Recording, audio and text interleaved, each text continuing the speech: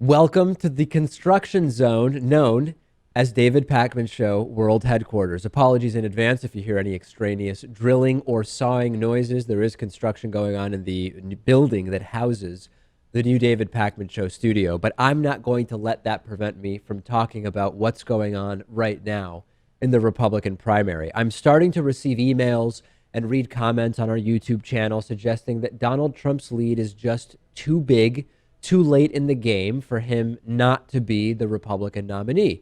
The reality is, yeah, Donald Trump could end up being the Republican nominee, but we actually have data from the last two elections showing us that we really can't tell who's going to be the nominee by looking at who is leading a couple of weeks away from the first primary in Iowa. We have data from Real Clear Politics from 2008 and from 2012. The data is from 17 days out from the first primary rather than 13 days out where we are today. But it is very close, and I want to take a look at this data with you right now. So let's go first to 2008. In 2008, 17 days out from the first primary, Rudy Giuliani was in first place, Mike Huckabee was in second place, followed by Mitt Romney, and in fourth place was John McCain. You'll remember John McCain was the eventual nominee in 2008. Let's look at 2012. At this point in the GOP primary race, in 2012, Newt Gingrich was in a commanding first place lead with 33% of the vote. Mitt Romney was in second place, followed by Ron Paul and Michelle Bachmann. As we now know, ultimately, it was Mitt Romney who was the nominee, not in first place 17 days out from the Iowa primary. So what is the situation like this year? Well, 17 days out from the first primary, Donald Trump is in first place at 34%.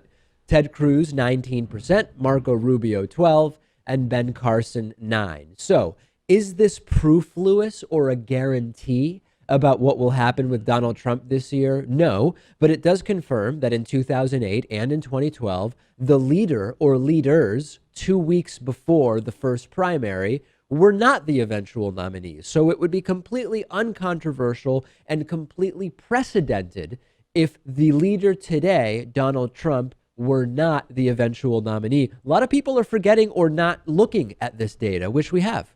That is true. Alternatively, I bet you could find plenty of instances where the front runner did win. But certainly we have plenty of evidence that suggests that, lucky for us, Cruz can be the nominee. I mean, it's pretty grim no matter who wins. If only there were just, some way to skip the Republican primary and we could just vote for Bernie. That would be great.